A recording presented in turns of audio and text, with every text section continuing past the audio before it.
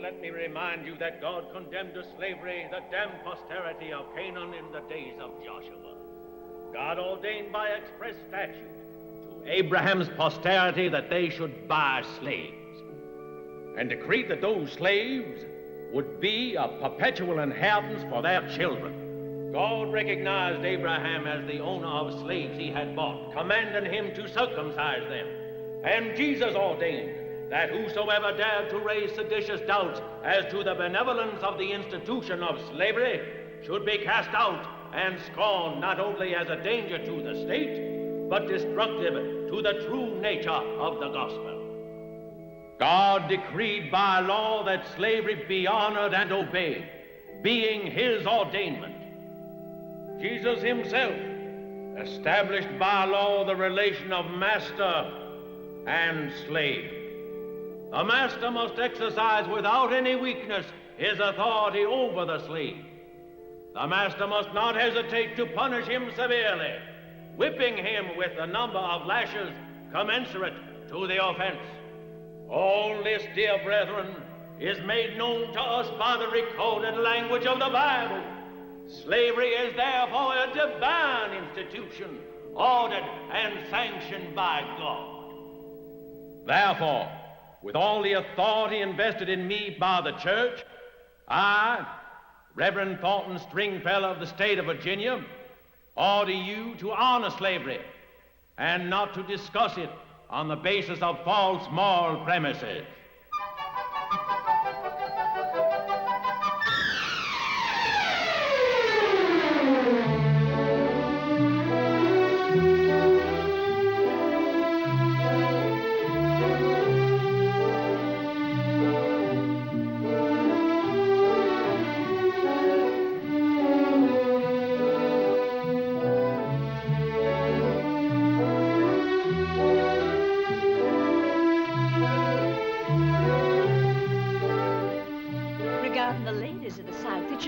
Understood that their much vaunted virtue is decidedly undervalued from a moral viewpoint because it is a virtue without alternatives. My word. Indeed, they cannot be less than virtuous since it is a fact that their men are noted for their preference for colored girls. They are virtuous, to be sure. Huh? They have no other choice.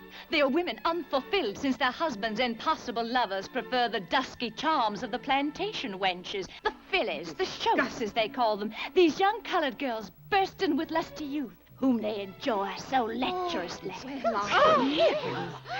How's it possible to write such filth? Propaganda. Political propaganda. What can they know about Negroes and Negresses, these landless louts in Boston and Philadelphia? Nothing but their envy and prejudice. Their malice causes them to try and offend us, to debase and humiliate us.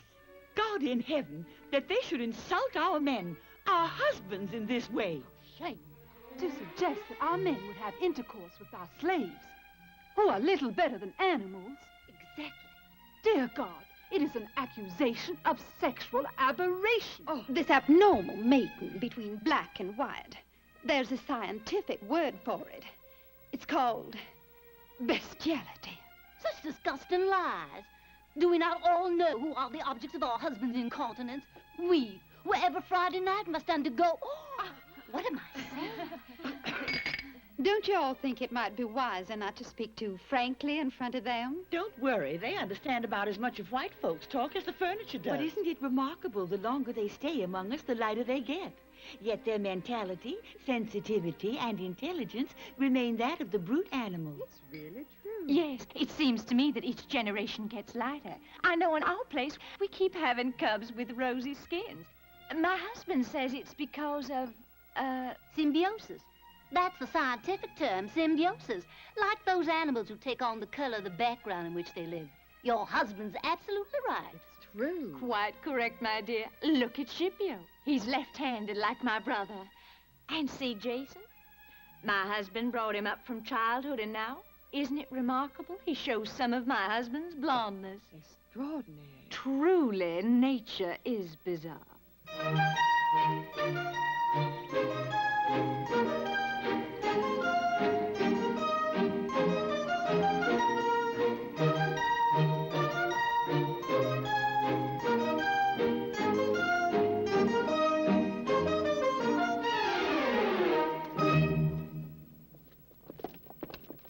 think those women really believe all that nonsense about symbiosis? Could be, maybe, maybe not. Where are their husbands? Here in New Orleans at their townhouses, keeping an eye on business. Alone? Well, you saw their wives. They're in the country with the young people. Why don't we go and take a look? Of course. That's where we're going.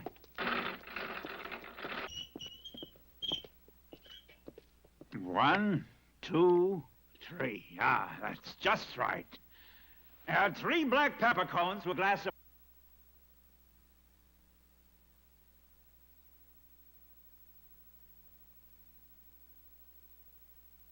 Goodbye, Uncle Tom, the DVD, which basically goes into everything that has to do with slavery.